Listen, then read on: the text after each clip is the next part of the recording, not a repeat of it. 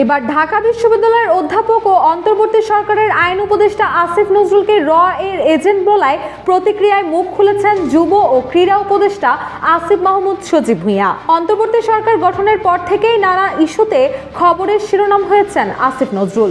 এর মধ্যেই আবার আলোচিত সাংবাদিক ইলিয়াস হোসেনের ইউটিউব চ্যানেল থেকে একটি ভিডিও প্রকাশের পর তাকে নিয়ে শুরু হয় নতুন বিতর্ক।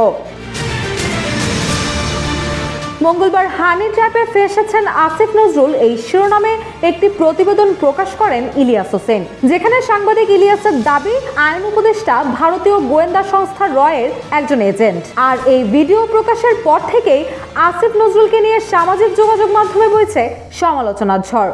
নেটিজেনদের কেউ কেউ বলছে আসিফ নজরুলের পদত্যাগ চাই, আবার কেউ বলছে প্রতিবেদন আমলে নিয়ে তদন্ত করা হোক।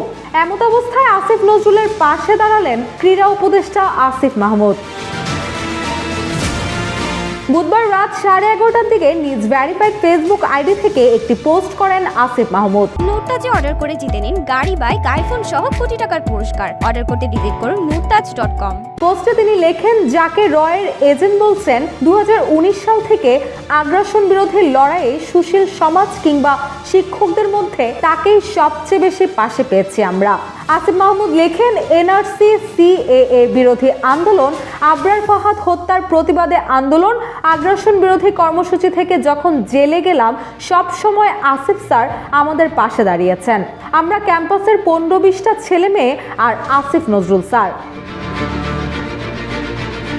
তিনি আরও লেখেন, সমালোচনার কিছু ম্যানার থাকা দরকার, যেটাকে গঠনমূলক সমালোচনা বলা হয়। এসব বিষয়ে কিছু বলতে চাইনি, কিন্তু র এজেন্ট বলার পর আর চুপ থাকা গেল না। অবশ্য আপনাদের কনস্পিরেসি থিওরিতে আমাদের আন্দোলনেও র পরিচালিত ছিল, যে আন্দোলনে পরবর্তীতে ফ্যাসিস্ট হাসিনার পতন হলো। সংশ্লিষ্ট সকলের প্রতি আহ্বান জানিয়ে আসিফ মাহমুদ বলেন, আমরা এবার একটু কনস্ট্রাকটিভ হই, না হলে এত ত্যাগের ফলে যে দেশ গড়ার স্বপ্ন আমরা দেখছি তা ভুলুণ্ঠিত হবে। এতটুকুই আহ্বান থাকবে।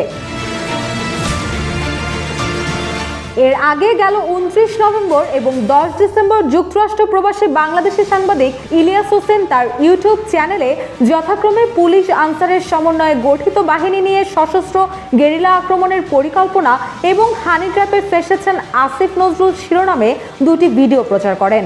এতে আইন উপদেষ্টা আসিফ নজরুলের বিভিন্ন বিষয়ে সম্পৃক্ততার দাবি করেন তিনি, জানিয়ে ব্যাপক আলোচনার সমালোচনার সৃষ্টি হয়। এমন প্রেক্ষাপটে উপরোক্ত মন্তব্য করলেন অন্তর্বর্তী সরকারের উপদেষ্টা আসিফ মাহমুদ। রুশা সুর, জয় জয় দিন।